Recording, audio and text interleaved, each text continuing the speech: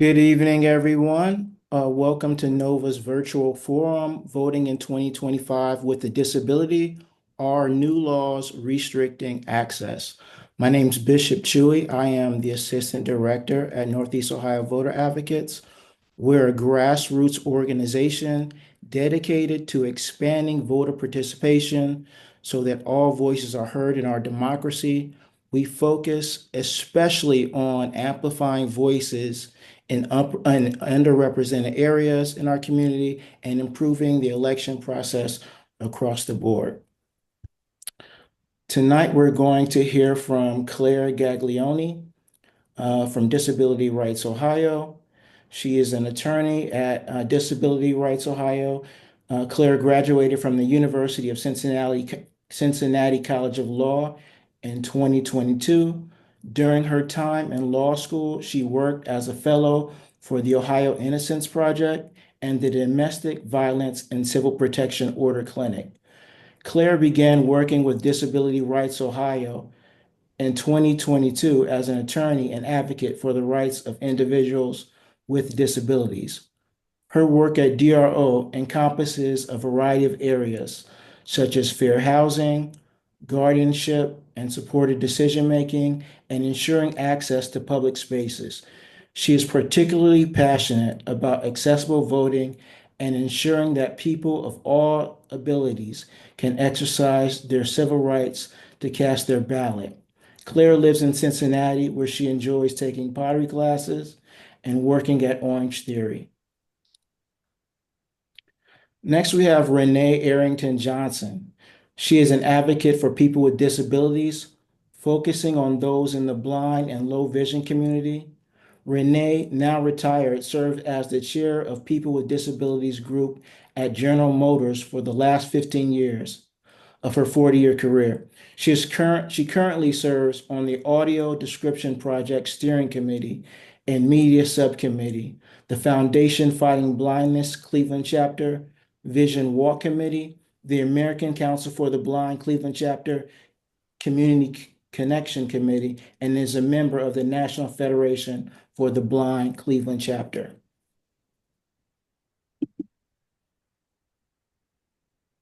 Next, we have Saphire Murphy.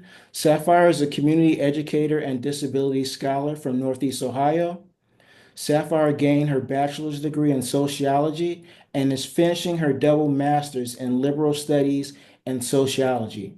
She uses her studies and lived experiences to advocate in the Cleveland community to discuss representation and identity in our society. Saphire always understood her right to vote, but over the recent years has been wanting to gain a better understanding of the different challenges other disabled people face while voting. To achieve a better understanding, she joined a fellowship through the American Association for People with Disabilities called the Fannie Lou Hamer Program in fall 2023, which focuses on the inequality around voting and the Black disabled community. She also joined AAPD on Advocacy Day on the Hill in 2024 and advocated for various bills, including voting rights and the need to increase voting access. Saphire is excited to be on this panel and share her knowledge of not just her voting journey, but also the need to improve the current system as we have as American citizens. Next, we have Vanessa Pesec. Vanessa has a diverse background in science, business, and advocacy. She earned a BS in biochemistry from Brown University and conducted research in biochemistry at Case Western Reserve University. She spent many years in marketing and advertising in Cleveland, New York City, and Tokyo for clients in high technology and consumer goods industries. As an environmental advocate, she helped save 165 acres of mature forest and pristine ravines from development so that they could become part of the Lake Metro Park system. 30 years ago, Vanessa became a paraplegic as a result of an autoimmune condition. She quickly became an advocate for people with disabilities and joined the Cuyahoga County Advisory Committee on Persons with Disabilities in 1997. She has been the chair of the committee since 2014. The committee works closely with Cuyahoga County departments and focuses on the following subcommittees: building accessibility, bylaws, communication, developmental disabilities, employment, mental health, nominations, transportation, and voter engagement. Please welcome our panelists. So can you all each briefly share your background and what brings you to this conversation on voting access for people with disabilities?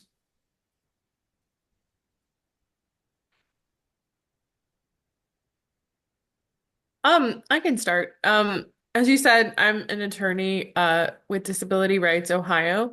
And I'm hoping that I can in this conversation explain a little bit about the legal landscape that's currently going on in Ohio. Through our work at Disability Rights Ohio, we always try to make sure that we're explaining the law to people, making sure that everyone is aware of what their rights are so that they can cast their ballot and make sure that they have, the full range of choices to do so in whatever way is accessible to them. Thank you, Uh, Claire. this is Renee. I came to this committee. I was requested by the American Council for the Blind, Cleveland chapter president, because there was a request made to her and to represent people who are blind and low vision.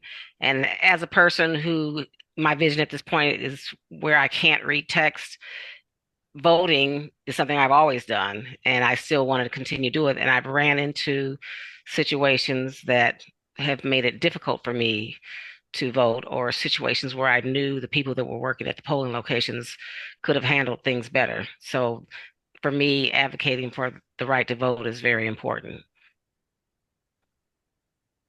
This is Sapphire. I'm here because I feel like a lot of people in the disability community don't understand or don't acknowledge, is more of a better word, the impact of the disabled vote. And I'm hoping, as somebody one who voted in every election, whether federal, city, whether federal, local, president, it didn't matter. Like, I truly do think that as people, our votes have probably the strongest impact because we are the largest minority out of any other minority, and laws are going to impact us 10 times over than they would a able-bodied individual. So I'm more here because I wanted to kind of help other people in the community as well as outside the community see there there's power in our vote and there is power in our voice, and we have the power to create a world we not only want but we need to drive. Uh, I also think that voter and voter engagement, especially for people with disabilities, is so important because, as Sapphire and everyone has said, we need to support the candidates that support issues that are important to us. And AAPD, along with Rev Up, their group, have over the years presented Rutgers study called Disability and Voter Turnout, and they did one in 2020, and then they did a revised, I guess, a study in 2022 where voters with disabilities actually increased by 1.6 percentage points, which is really great. And from 2018 to 2022, we went from a minus 4.8 points to minus 1.5, which is significant, which means we're doing a really good job of outreach, but we still have a ways to go because even just that 1.5% gap means there's almost 2 million voters that are not voting that should vote. And one of the biggest points from the study was that states that were providing easier access to voting by mail had a significantly higher turnout among people with disabilities. So when the state is making legislation that makes it more difficult to vote by mail and absentee voting and early voting, those are things that are really, really problematic for me. So I'm really looking forward to bringing more and more people with disabilities, especially to the table and choosing candidates that really care about the issues that are important to people with disabilities. Thank you, everyone. Let's level set. What are the most challenging changes to Ohio law that have impacted people with disabilities since 2022? 2022. This is Claire. I think, and I was going to speak a little bit about this in my presentation, but I think HB 458, which went into effect in 2023, had, massive implications for the entire landscape of voting in Ohio, and it's one of the most restrictive voting laws in the country, unfortunately. Um, in particular, this impacted people with disabilities. It impacts everyone, but in particular people with disabilities because it restricted who can utilize curbside voting as well as mandated requirements for it limited who could offer assistance to people who were returning absentee ballots to a list of close family members. And there's been some litigation on that that has been, challenging those provisions. But I would say that's one of the biggest pieces of legislation since 2022, and thus has the biggest impact on people with disabilities and everyone. Claire, do you have slides that you want to share? Hmm. Okay, I think we're all set, and I think you can do that now. Okay. Yes. So I'm going to try to keep it to 10 minutes. That's a bold goal because I do love to talk about voting.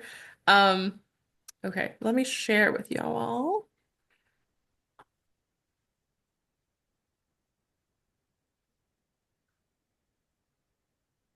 Okay. Okay. Okay, we have visuals. Amazing. Okay. Yes. I am Claire Gaglione, as we said. I'm an attorney at Disability Rights Ohio. And I wanted to speak to you all this evening about accessible voting for all. Um, I want to talk a little bit about DRO, Disability Rights Ohio's work and outreach in a voting capacity. I also want to speak a little bit about the legal landscape in Ohio. And as time allows, I do want to talk a little bit about knowing your rights and resources, things that are available to people in terms of reasonable accommodations. Some of our panelists, I do believe, have lived experiences with these accommodations, which is much more valuable than me yapping about it. So I may let them take over in that capacity, but we'll see how much time we have. Um, so a little bit about Disability Rights Ohio's efforts. Um, our work is to improve voter accessibility and inform voters of their rights. One of my favorite things that we do is our Election Day hotline, um, which is staffed by attorneys. It is open every election day, including our upcoming election in May, the primary. It's open during polling hours. If people have, questions, concerns, they run into issues requesting accommodations, they can always call us at the number listed on the screen. It's 800-282-9181. I'll give that again later if you all request it. Direct advocacy and service. People can call us anytime if they have questions about voting. The earlier you call, the more, options we have to address these issues. We also provide information to disabled voters and their supporters through outreach, like what I'm doing now, or individuals who, call us. We can give resources in that way. So please always feel free to call us if there are questions or concerns about voting or anything disability related. As I mentioned, I do want to give sort of an overview of the legal landscape of voting in Ohio. Spoiler alert, it's a little bit of a mess, so I'm going to do the best I can to explain it briefly. HB 458 is one of the major laws that came into effect in April 2023. So this lists some of the major impacts and changes that affect everyone, but I'm going to pay particular attention to those that impact the disabled community in particular. It reduced the acceptable forms of identification you can use to vote. You used to be able to have proof of address with, like, if you have a Mhm. bill, pay stub, something like that. You can no longer, that's no longer acceptable. It added passports, but that's not very accessible to many people. They're very expensive. It takes a long time to get them. It shortened timelines for absentee ballot requests and returns, shortened timeline to correct provisional ballots. Um, there was language in this bill that prohibited or only family members could assist people with returning their absentee ballots. There were some legal challenges with that, and we'll talk about that in a second. This bill also limited curbside voting and who could utilize that accommodation. So, the limitations on curbside voting.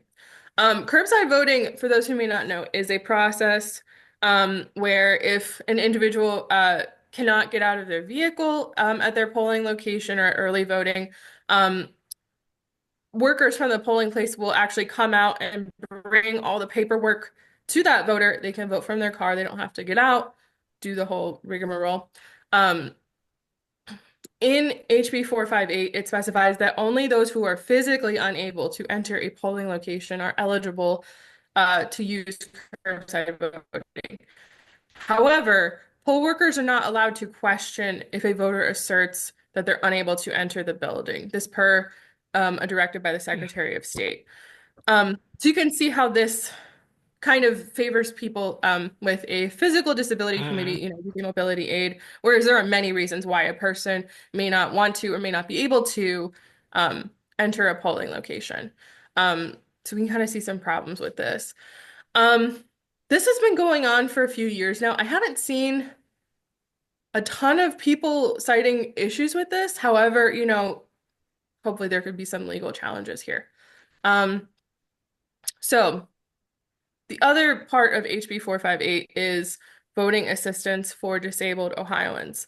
And the lawsuit, League of Women Voters v. LaRose, plaintiff and superstar Jennifer Cusera sued the Secretary of State, challenging the part of HB 458 that limited who could assist her with returning her absentee ballot.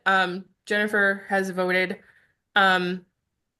absentee many times over, but the home health workers who help her with like everything pretty much, all her activities of daily living, were not allowed to assist her with voting, with filling out or returning, mailing her absentee ballot because they were not blood relatives of hers, which is sort of an absurd result. Um, so she sued and won. Um,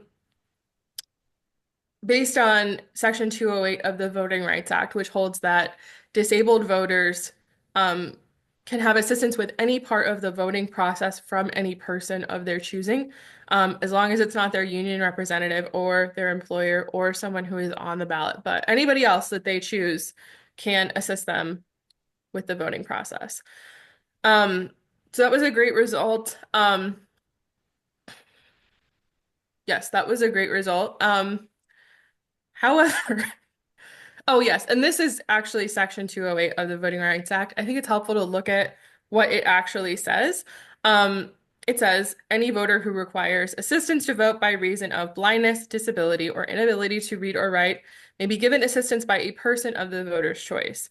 Um, it's important to note that voting means all parts of the voting process, from registering to casting your ballot. Um, the definition of disability may be a little bit more narrow than the ADA or other definitions. However, Title II of the ADA applies to voting as well because it is a government or a public entity. It is a government process. Mhm. So we can get accommodations that way as well. But that's important. So now you know. And the court held that this federal law trumps the state law.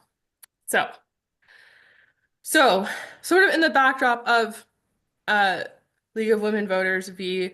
LaRose and this lawsuit, this came down to in July of 2024. There was a lot of rigmarole, a lot of hullabaloo about drop boxes and returning absentee ballots to drop Hmm. boxes with the last election.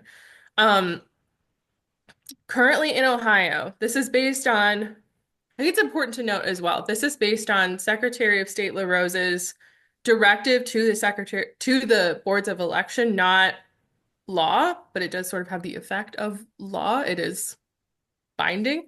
Um, Currently in Ohio, if you want to assist somebody, if you want to help somebody else return their absentee ballot to a drop box, you have to sign an attestation. Basically says that you are not breaking the law, and you can see it. It's a little bit cut off, but you can see it to your right. So if you are assisting someone who does not have a disability, you have to attest that you are their family member, and it lists all of them. Notably, it doesn't say grandchild. So my 94-year-old grandmother could return my absentee ballot for me, but I could not return her ballot for her because it does list grandmother, but not grandchild or granddaughter. So super logical, it makes total sense. Um, Oh, one other thing with that, it doesn't allow, oh, um, mother-in-law, oh, the following spouse of a voter, the father, the mother, father-in-law, mother-in-law. So does that mean that my husband can give my mother's ballot? I think yes, because your husband's, Mother-in-law? it says mother-in-law. Mother, father-in-law, mother-in-law. Okay, Yeah, good. it It's does. see, but this is the type of confusion that we're yeah. Hmm. So Exactly, I this good. is the just, Thank, time wasting. So thank but you. yeah, so if you are assisting a person with a disability, you just have to attest that you are not their employer or officer of their union. Um, Other than that, anybody can assist them. And you do have to attest that they are a disabled individual, but it doesn't really give any definition as to who is disabled under this law. So super great. Um, this is very confusing. If you return your absentee ballot by mail, you don't have to sign any kind of attestation. But we can see how going in, signing something, there's a lot of limitations if that person is, maybe English is not their first language. If they have trouble, getting Hmm. out, it limits it to business hours. Sapphire, you raised your hand. somebody in the chat said, can it be a d- daughter-in-law or son-in-law? I just wish to n- not, to create a non-confusing situation. It just said family or It does list, I feel like lifting it like this, it feels like it has to be a particular family member, and that could be confusing for some people who may be a little bit more like looking for particular wording versus if it just said a family member and then list house person A and that family member, that would be a lot easier. no, I think that's a great point, and I can't even answer off the top of my head. It is very confusing, and I think this is intended to be confusing. Yeah. Um, and then that limits people's access to the ballot. So I think that's a great point. And the way it's listed on this form is very confusing. It's not great. So unfortunately, this was upheld by the Ohio Supreme Court when it was challenged by the Ohio Democratic Party. However, it wasn't based on the merits of the system. It was based on the timing. It was so close to the election. They didn't want to um, they didn't want to change course at that point. So hopefully we will see more challenges to this. As Sapphire was saying, it's very confusing and it's limiting to people. But again, if you mail your absentee ballot, you don't have to worry about this. So, couple other things on the horizon. SB 324 was introduced in 2024 and stayed in Senate committee, so it has died because that legislative session ends, so it would have to be reintroduced, which is good. DRO in particular testified against this bill and was concerned about it because in addition to citizenship requirements for voter registration, it would eliminate drop boxes, and would have codified or made into law the attestation requirement that we just talked about, where you have to sign something and it's a big mess. So we're glad that's gone. The other one that it seems like in this session, at least SB 153 is requiring proof of citizenship to update voter. That seems like the kind of direction that we're going. It's currently in committee. We hope that it doesn't move, but who knows. HB 74 has passed and it limits assistance for non-disabled voters. So there are carve-outs for people assisting those with disabilities. Voter registration forms and absentee ballot applications are invalid if the voter received assistance filling them out, unless they have a disability. Voter registration forms including a checkbox to indicate whether they had assistance filling out the forms because of blindness, disability, or illiteracy. It's kind of invasive. It's very confusing. I haven't heard a lot about this from League of Women Voters or the ACLU. I'm guessing we will in the coming weeks. It's important to note, I mean, it's allowing the invalidation of people's registration, which is concerning for a lot of reasons. So that's something to be aware of. Is there any test to determine if a person has disabilities that use help? I mean, with a lot of these, you're like, but how are we even going to enforce that? I mean, that's because we're not sure what the definition of disability that they're using. I mean, they said, here, let me see if I can go back. It said because of blindness, disability, or illiteracy. So blindness makes, but then who's blind enough to be blind? You know, there's different. So it's all very, yeah. So the answer is no, there isn't, and it's so new. Yeah, that's very difficult because you can be legally blind, but that you could be not blind with corrective lenses, but that you could break your glasses and need somebody to help you do a ballot, or you could Right. you could break your arm and that's your writing hand. And it's that's very There's a million situations we yeah, can there's a see million where someone, situations yeah. that could And like test that. truthfully, I'm sorry, Renee. Oh, go ahead.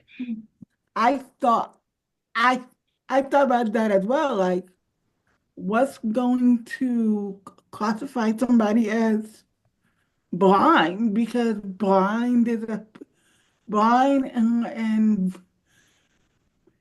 the different levels of which It's we yeah, it's a Yeah, it's very difficult because spectrum. blindness can be defined either by visual acuity or by visual field. And mine was mostly by visual field. When I had less than 5 degrees of peripheral vision, I was legally blind at less than 20 degrees, but my visual acuity was still good enough to scan and read text until that got worse. So they don't know what they're talking about. It's that simple. No, Or else it's 100%. definitely confusing.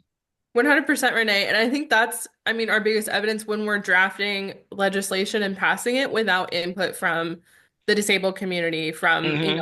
all sides of the disabled community. Because you said very quickly, well, what about the. So I think that's something that really inspires me is like, what would the law look like if people with disabilities and, a host of other marginalized communities had been Yeah. involved in its creation. So And to be perfectly honest with you, when you have any type of eye disease, especially inherited retinal diseases, you have good days and bad days. And some days you can't do it, and some days you can. It's just that simple. And if you aren't asking the people that are involved, like you said, you don't really understand all of the differences that can be encountered in any type of disability. absolutely.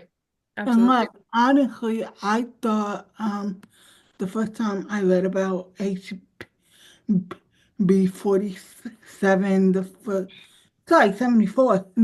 I read it backwards. The first thing that popped in my brain was, well, what defines being disabled? Because I could do the little bubbles, but guess what? I can't circle them in like either fully or I can't circle them in dark enough because of how my hand is doing the motion. So limiting that limits a lot of people ability to vote, and then you're cutting curbside voting. Okay, well, guess what? I have a chronic illness, so it's hard for me to walk in and vote. What does that mean? I shouldn't vote? Yeah. Right. I think we should be concerned about, a lot of these limitations for people with disabilities and these laws that create ambiguities where people are not sure what their rights are, not sure what kind of help they can receive or from whom. So I'm hoping that we will see more legal challenges to these things. And as we raise, more awareness within these different communities, we can, find ways around or ways through while we're waiting on these challenges to come in. So, one piece of good news I will share, and then I will yield to my other panelists, um, is the Ohio Voters Bill of Rights is a proposed ballot measure that's kind of on the horizon.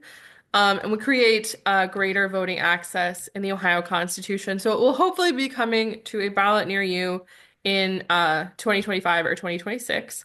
Um, they are currently collecting signatures for this, but it would provide same-day voter registration. So you could walk up on election day. If you were not registered to vote, you could register right there and then vote. Automatic registration and updates at the Bureau of Motor Vehicles, and multiple early voting stations or drop boxes in counties.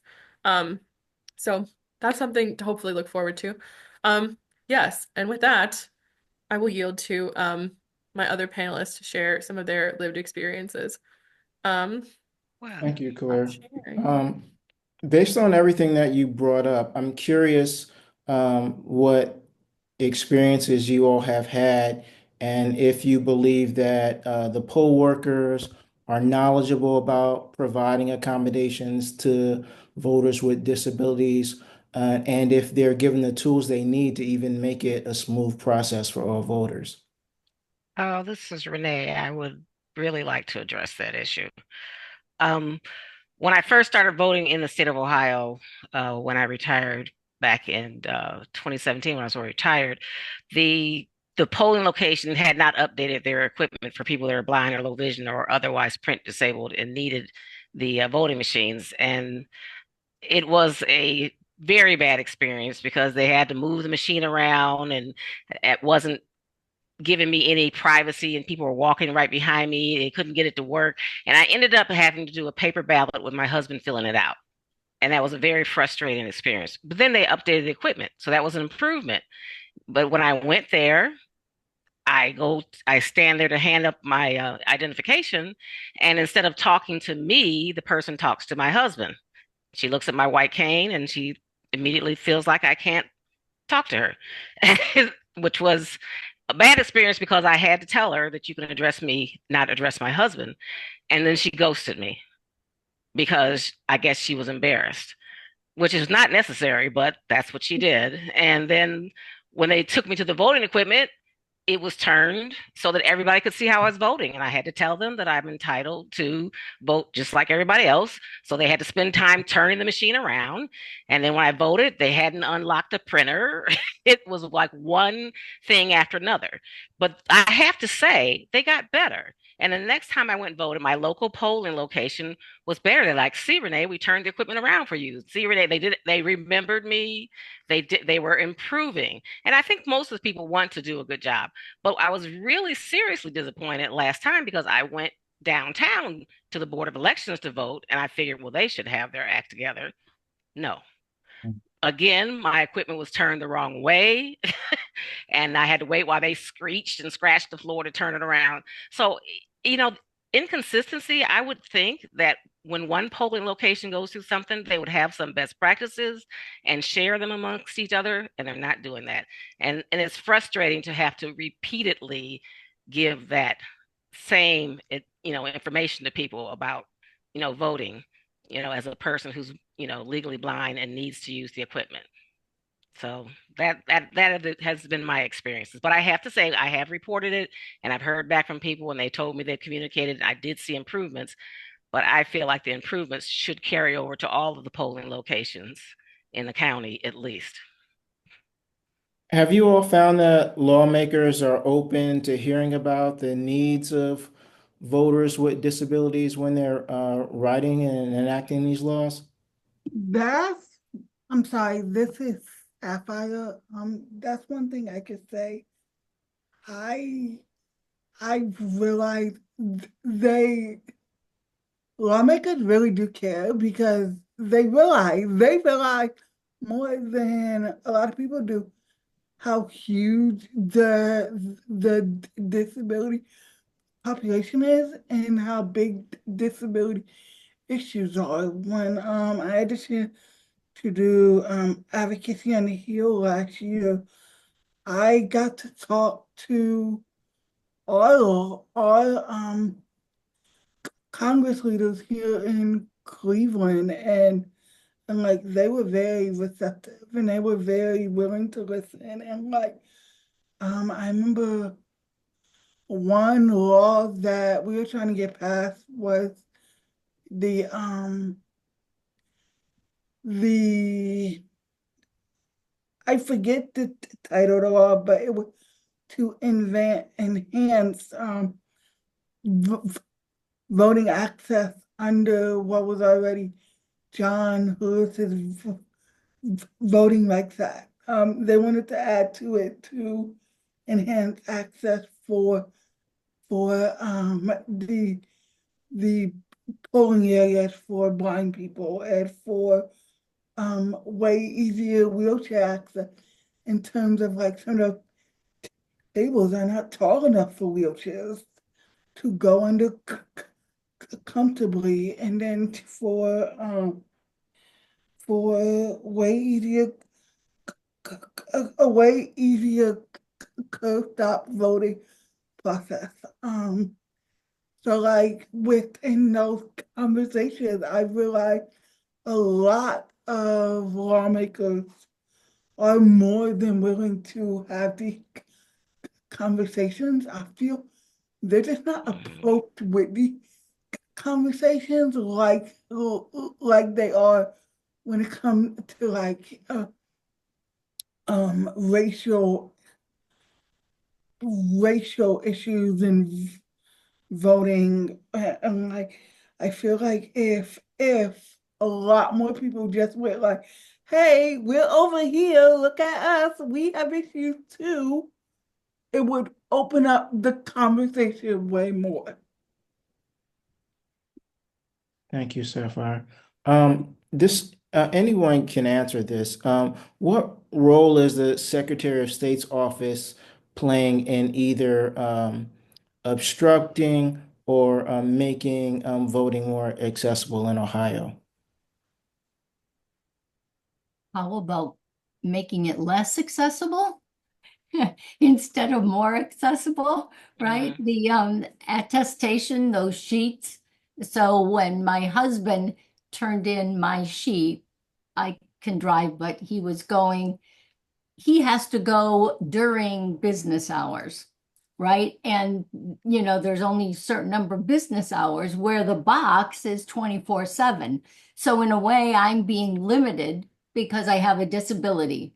Mhm. Or any other person with a disability or whatever their vague definitions for people that require that. So I think that's a huge problem that the Yeah. Secretary of State intentionally put in as a roadblock. And also, the mother-in-law isn't in that language. So my husband technically couldn't deliver my 91-year-old's mother her absentee ballot but she did have a disability, so he was able to take care of that. So, I think there are unfortunately more things that they're putting in and fewer, and something that hasn't been mentioned, but also people with disabilities are relying more and more on the absentee ballot or mail-in ballot, and the USPS has now come up with their new 10-year plan, and there's going to be slower delivery for 11% of first-class mail. Supposedly, 14% will have upgraded to faster service, but 11% will have lower service standards. Supposedly, everything within 1 to 5 days of business will be delivered. But again, I just got some Christmas cards in March that were mailed in the middle of December. So, so it's not even just the Secretary of State, and it's not just the Ohio House and Senate, but it's also now the actual mail service as well. So these mail-in absentee ballots, all of this language is incredibly important to make sure that we are doing everything we can to encourage people's vote as opposed to not encouraging. And I did want to say something regarding Renee, as part of the Cuyahoga County Advisory Committee on Persons with Disabilities, our longest name in the world. We have a voter engagement subcommittee, and we did a spot check during the March primary and found that there were no lower accessible height, the privacy screened voting booths. Some of the locations just showed us the food table and said, well, we'll just push the food away. You can vote here. People are streaming behind you and can see what you're writing and all that. And also there was no curbside signage. And so, we've talked with the Cuyahoga County Board of Elections, and we brought up those 2 points. And they said that they would do a better job with the accessible height and making sure that there is one delivered to every location, and that supposedly they're going to do a better job training and setting it up so that it's by the door and it's private and it's lower and there's a chair nearby so that, even if you have a walker or something, that will be available. And then I don't know about this whole curbside voting question. It's not just that, but it's signage. First of all, people don't even know that it exists. And if they do know it exists, I drive up, I can't physically get out of my car. How am I supposed to tell somebody? There needs to be a sign right by there that says, call this number to tell them you need somebody to come out. So Now we that, with them on that. now that, Vanessa, I completely agree with. I remember the few times I did curbside, one, I loved it because I didn't have to worry about I have a bad asthma day. I don't feel like walking around. I don't got to get out of the car. Like, it was amazing. But I also feel that there needs to be a designated phone number just Right. for that, so that people can call, and then those 2 people who gotta who who had to, I don't want to call it watching, but like be there so that like they got proof that you did it by the book or like whatever you want to call it. I feel like that should solely be their job. And then they have that phone so that it could go a lot more smoother, and so that people could like actually know, hey, if one reason you don't want to come in is because you you you you may need a data assistance, but don't feel comfortable doing it for everybody. Right. This is the option. You and your caretaker, or you and your um else can just take the time and do it, and then give it back to whoever's in charge of that position at the polling area. Yeah. Well, going back to your question about, what is the Secretary of State doing? One thing, for people who are, blind or low vision and can't read the print, we're really very limited in our ability to be able to vote independently. My only real option for true independence is to come in and use the equipment that's designed that I can put the headphones on and listen to what's being read and do my voting.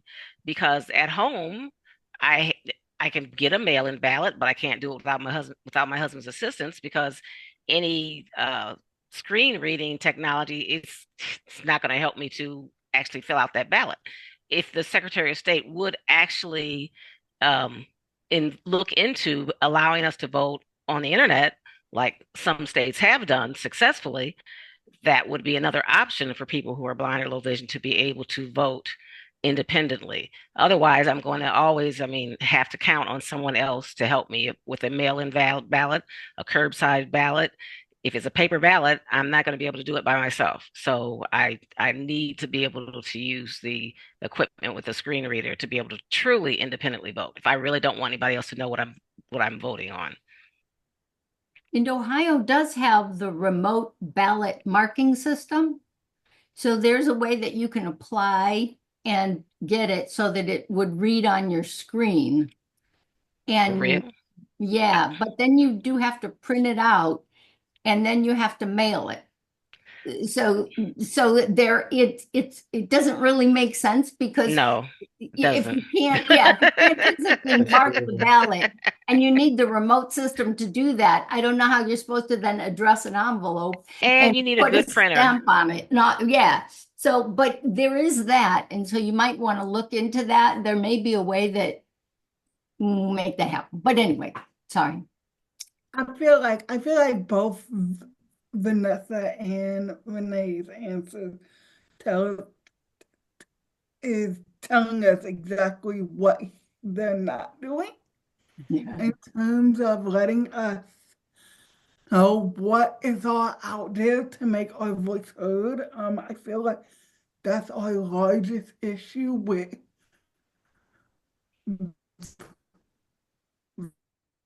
voting, and you have to do research to find out Mhm. what's accessible, what isn't accessible, what location is accessible, what location isn't accessible. And like, I'm not talking physical access into a building. I'm talking where you could be comfortable, where whatever help you need placing your vote. Like, I remember first time I voted, I I was nervous that they wouldn't let my mom help me. Like that, they would say my only option was to have a polling person help me. I'm not comfortable with that. I don't like random strangers Mhm. helping me because they don't know how I need help. And like a lot of times it's like they're doing too much help Yep. versus my mom could very easily go, hey, Sapphire, fill it out as much as you can, and then I will go over it so that you could put it in the machine and all of that, and it's legible and readable. I feel like not telling everybody what's out there in terms of access and telling everybody in the community, your vote does not count. Your vote doesn't matter, and we don't want your vote. And that's a slap in the face because we are just as American as able-bodied people, and our vote should count. Going into 2025, what do you want voters with disabilities to know before they go in to vote? That you deserve to have the same rights as any other person to vote. You have the right to privacy. You have the right to be able to fill out your ballot independently. You have the right to be treated with respect, and you have the right to be not questioned about your rights.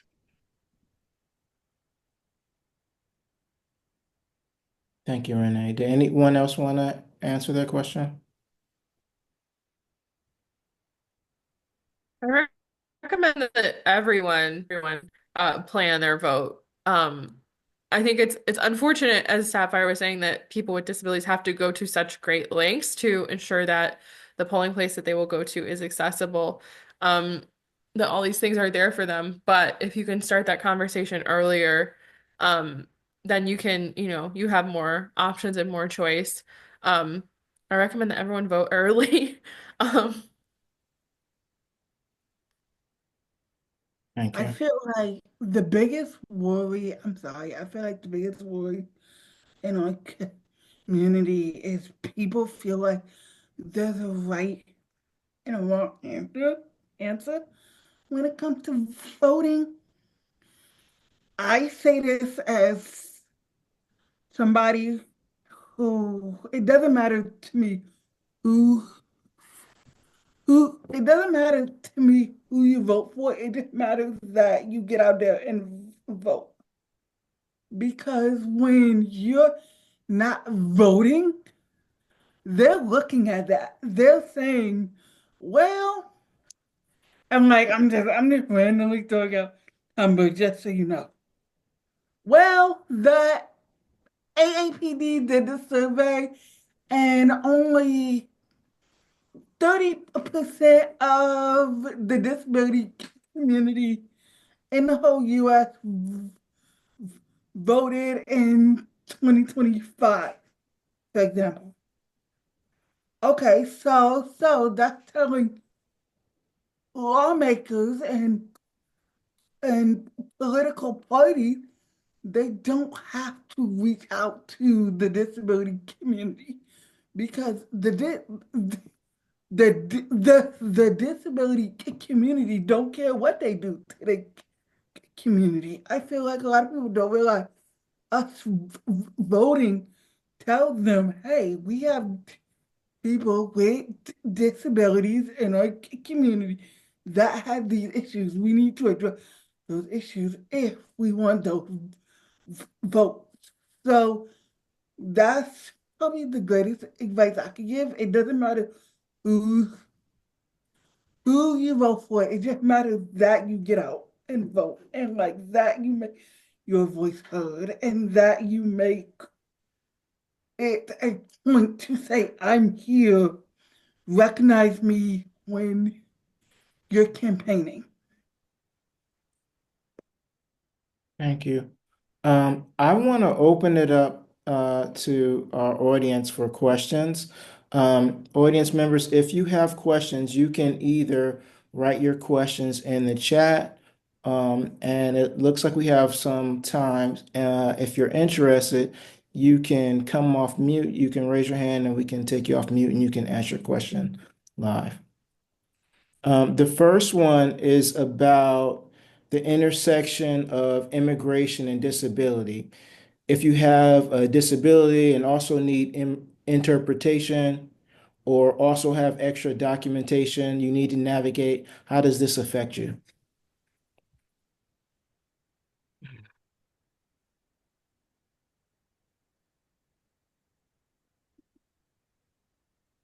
I have not had that experience, so I'm not a good person to answer that question. I know that previously, I believe Claire was talking about some new legislation coming up that requires voters to affirm their citizenship. And I think it plays into that a bit. Will this make it more difficult for voters with disabilities to cast their ballot? I mean, I think certainly. I mean, I think this person, whoever, I think it was Sid who asked this question, raises a great point that, our identities are complex and intersectional. There are certainly people who are both immigrants and people with disabilities. Hmm. Um, I think, right, with these, I mean, when you're requiring more documentation, people's, birth certificates, things like that, we haven't seen that yet in come come to being in the law. There was an executive order on the national level. Um, it kind of mirrors the SAVE Act, which is like going through Congress at this point. Hopefully it doesn't pass. Um, the Brennan Center filed a bunch of laws and excuse me, the Brennan Center and a bunch of other voting rights organizations have filed lawsuits in response to the executive order requiring additional documentation and I think shortening the timelines to count ballots as well. Um, they're basically saying, this is illegal. The president cannot unilaterally just change the law with regards to voting. These rights are, reserved for the states. However, um, there has been, this big shift to prevent non-citizens from voting, which is, a solution in search of a problem. It virtually like never happens. But anytime you are requiring more documents, that's someone who then has to potentially pay to have their naturalization information, their birth certificate, whatever the case may be, to get those documents. There's transportation involved. I will give a plug to Vote Riders. They do wonderful work in Ohio and elsewhere. If you need documents to vote, whether you are a citizen or you're Mm. a new citizen or, whatever the case may be, you can get your driver's license, state ID, things like that, and they give people transportation that they need to do that. So they are a great organization. But yes, it makes everything harder and more confusing.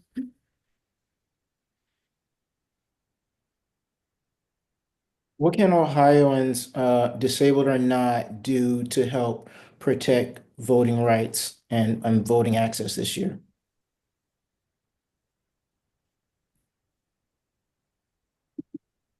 Well, I would say that, like Sapphire said, make your voice heard. I mean, people who are in politics, they only know what they know and they don't know what they don't know. I make a point of, you know, if there's an issue that I think is really concerning, I will write my representatives. But also when people are walking around at different events that are running for office and want to talk to you and hand out their flyer, I talk to them. And I always have in my back pocket a few issues that I really am concerned about. You know, when there was the issue about the fact that a social services could take away the child of parents who were blind simply because they were blind. When we were battling that, it was, I brought that, I asked them, what do you think about that? And most of them don't even know what exists. So, or if there's an issue coming out about voting, make sure you have that in your back pocket to talk to people. Every time you can make someone more aware of what they don't know, I think it's a little step forward.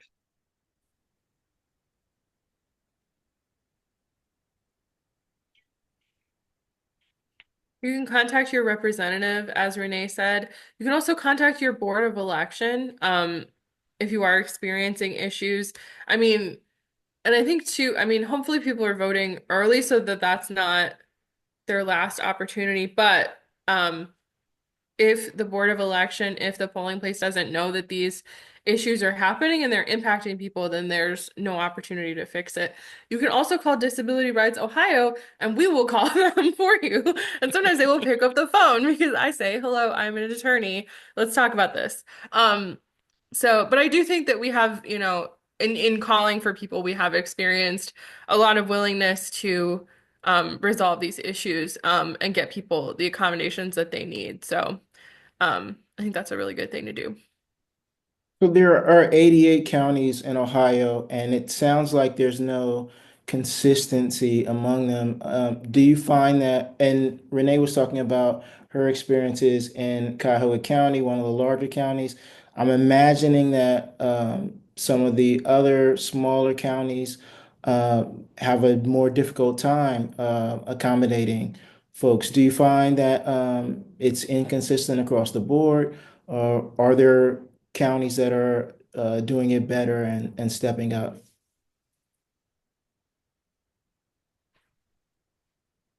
I actually live in Lake County and they do a very good job, actually.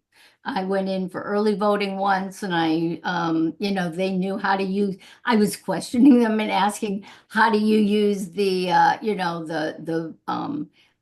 the special marking ballot, and they're like, oh, here's where the headphones are, and here's where the thing, and large print, and they walk through everything, and they had the machine right there. And Mhm. they've chosen pretty good machines consistently. So Lake County does okay, but we're small. So maybe some of the rural counties that are large that just have the one location. I don't know how they do. I mean, I think it varies. I mean, even some larger counties, or more populous counties, I guess, do struggle a little bit.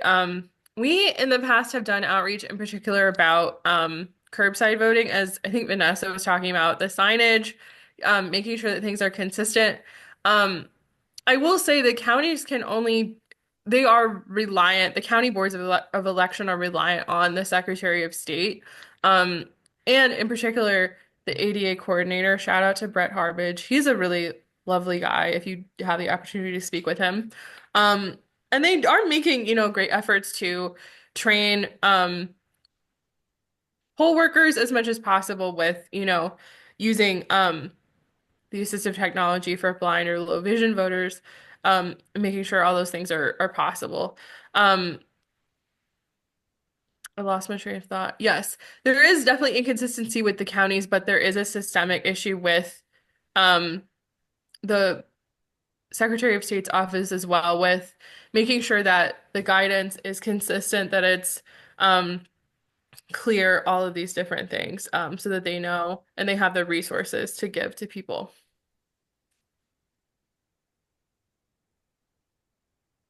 A few of you were mentioned reaching out to lawmakers, and I'm wondering what your experience has been in that area. Someone talked about talking to candidates as they're running for office and expressing your concerns there, and other folks have talked about speaking to lawmakers and advocating for yourself. And so I'm wondering what the response has been there.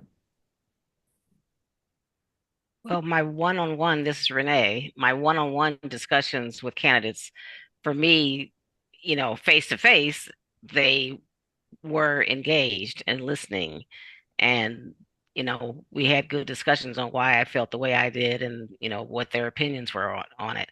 When I sent in letters to representatives, that's up and down whether or not I've gotten responses back. But I do know that there have been situations where, we've sent in letters on some issues, and we know that it was heard because there were so many people that sent in. When you have an organization, everybody's sending in letters. So when you have a focused effort with a lot of people, different disability organizations, I think you can have a lot of success when you're really a squeaky wheel. And it's really impactful when a person with a disability discusses the issue, right? Because Hmm. otherwise they don't know what's going on. They're, busy with everything. All of a sudden they see me and they see the wheelchair and, the light bulb goes off. Oh, she might have difficulty. She might need curbside. She might, need to have someone drop her ballot off. So it really helps when a person with a disability can speak one-on-one or through an email or through a phone call to the representative's office, have a little story. I think a personal Yeah. story makes a big difference versus just a form letter. I oppose HB blah, blah, blah, because it's, illegal. Everybody says that, but a personal story I think is really good, and a visual. Send in a photo. So Yeah. that makes a big difference. Hmm. I honestly agree with Vanessa. I feel like when I talk to lawmakers or the half for that matter, they care because you're giving a face to a issue, and like that's why like I feel like with like a lot of issues, just sending a blank letter like I oppose whatever House bill is like on the floor. It doesn't always help, because you're not saying how the House bill affects you as a person versus if you get the opportunity to call their office. The staff have to record it. They have to write it down. They have to write pretty much word for word what you are saying. So even in that way, you're giving a voice and a person to an issue, which creates a greater impact.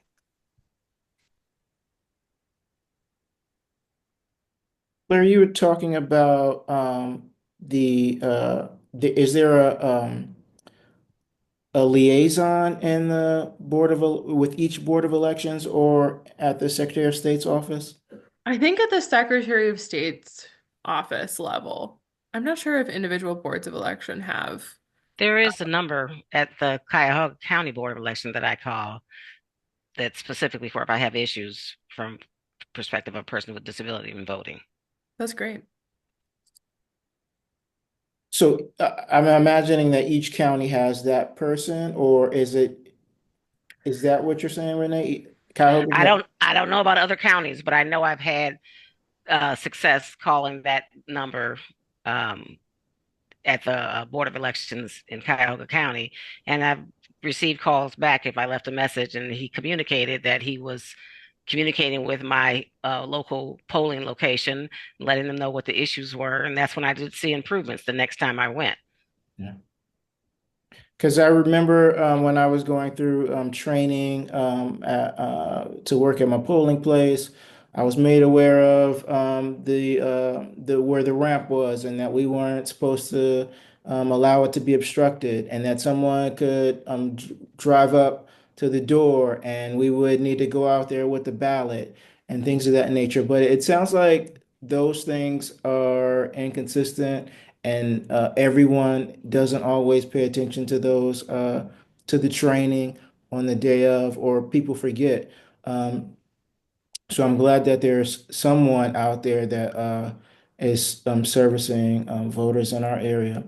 Um, if you could change one thing about Ohio voting laws to make the process more accessible, what would it be? Allowing me to vote on my cell phone and not have to print it out.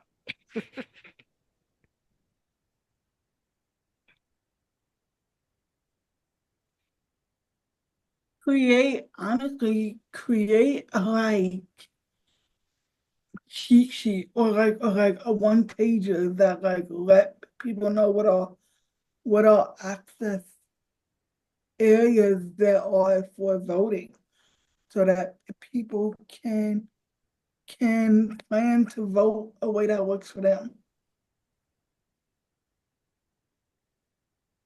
The Secretary of State's website does have some good resources for voters with disabilities that kind of talks about what accommodations are available, things like that. I don't know if it's one page, but you can navigate and find a lot of information, and a lot of it is fairly plain language.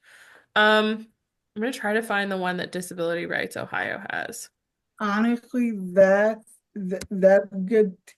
I feel like what turns a lot of people off is they don't know, hey, if you go to this website, you can find the info you need to plan to vote.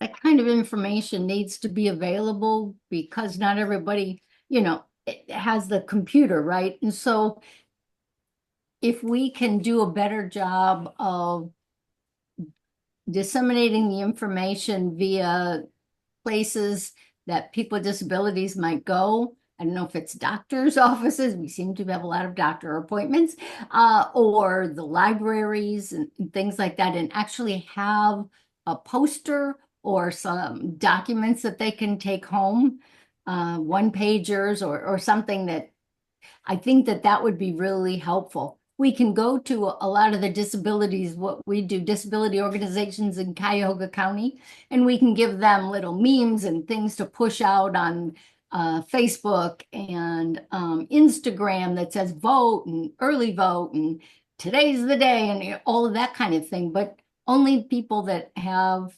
Instagram accounts, and are somehow connected to one of these disability organizations. But probably half the people are not necessarily affiliated with a specific disability organization. So how can we reach the other half of the folks? And so I think that really needs to be printed materials, disseminated at different locations.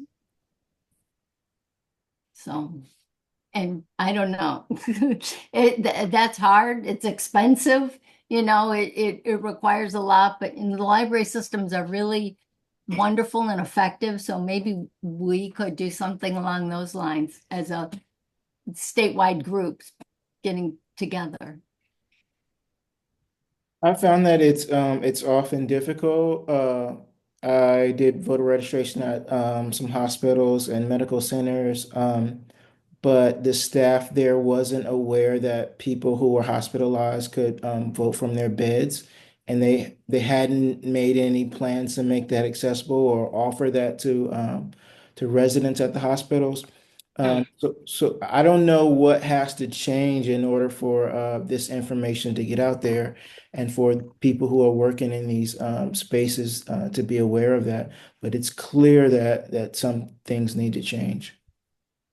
The same goes for, nursing homes. Some people who are in prison, or in jails can vote who have not been convicted of a felony. If you're awaiting trial or you're convicted of a misdemeanor, you can still vote as well, which a lot of people don't know. Hmm.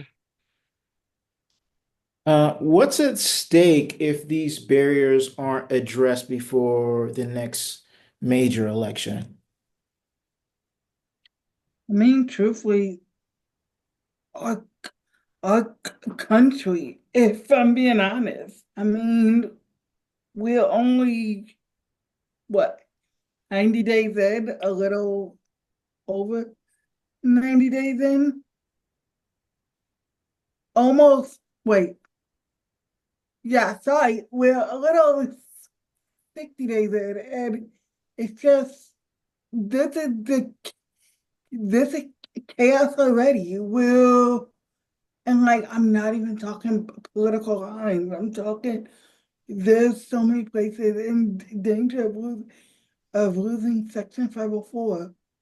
There's so many people in danger of losing their identities because people don't feel they have a right to exist. There are people getting deported that are legalized citizens that deserve to be here. Like there's so much at risk, and like this isn't even a party issue. This is a humanity issue. Like we're losing who we are as a country. And like I'm not saying the next election is gonna fix everything. I don't expect it to, but give at least everybody should deserve a fighting chance to try. Yeah. If if the barriers are not removed, then you risk the chance of people who want to be able to vote not being able to vote, missing the opportunity to cast their ballot for the candidate of their choice, which is a right. And you will be not allowing people to exercise their right to vote.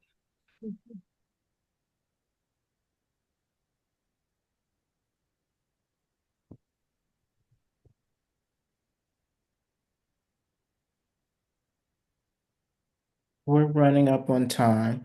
I want to give everyone an opportunity to close out with your own message to our viewers and attendees. Who wants to start? I'll go first. This is Renee. Um, I know everybody on this call, a lot of people on this call either know people with a disability or have a disability, and you know the battle we face every day. whether we were dealing with the changes that we're going through now or not.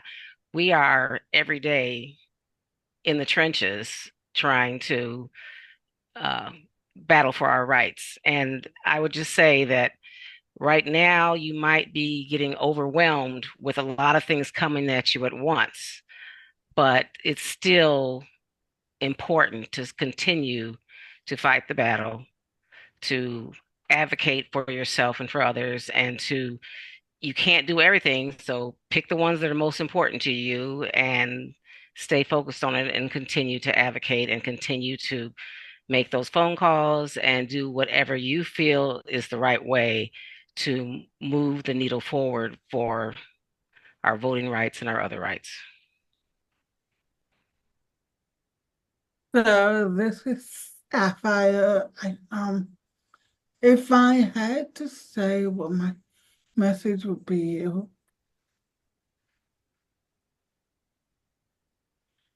the biggest thing you could do is leave the world better than you found it.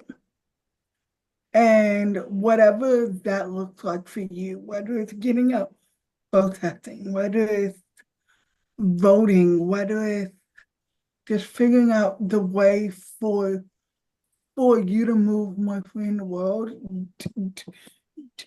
do it. We're gonna have a lot of craziness the next 4 years. And honestly, I say yes, rest, take time, figure things out. But also don't forget that not every fight is a bad fight. Not every trouble is bad trouble. Like sometimes you have to call good trouble for good things to happen. So just like use the four of us or the five of us, and just if you have any questions or like need help setting up a plan to vote in 2026, I believe is our next like midterm. I don't know if it's Ohio, but in general, the midterm election. But if or just like if you need a friend to just like talk things through about the craziness that's out there, like reach out and don't be afraid to ask questions because those questions are gonna help you succeed and get to this level of independence and democratic freedom we all want when it comes to voting and letting our voices be heard.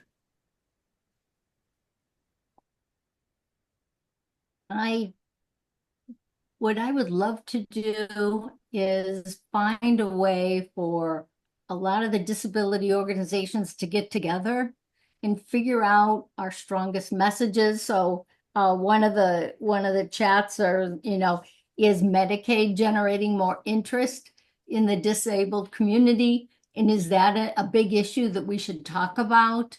Or some of the other issues, and then explaining how people can actually vote, especially if you have a disability. So finding ways to work together so that we can increase the number of people who vote, especially those with a disability, and educating them on the issues that are important to them in their daily lives. So I would love to find ways to work together and make that happen. We did it with social media, with specific disability organizations, but that had limited reach. And so I'd like to work with others and find a way. Maybe this is the 2025 is a great year because it's not a big year. So we can start to educate people now on what to do and how to do things. And then 2026, when things really heat up, we'll all be better at it and we'll know better what to do. So